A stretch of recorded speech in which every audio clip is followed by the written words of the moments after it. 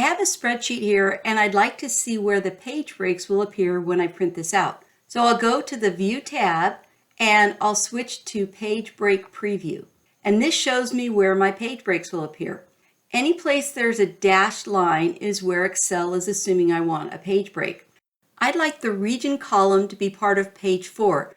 So I'll move on to the dashed line and I'll drag it over toward the left, and now the region column is part of page 4. And then I notice I have 10 pages. I thought I was only going to have 8. I'll scroll down a bit and I notice there are 6 rows that are on other pages. I'll scroll back a bit. I'll move on to the horizontal page break and I'll just add a few more rows to these pages. And now I only have 8 pages in my report. Any page breaks that have a solid line are the ones I set. Any page breaks with a dashed line are the ones Excel set.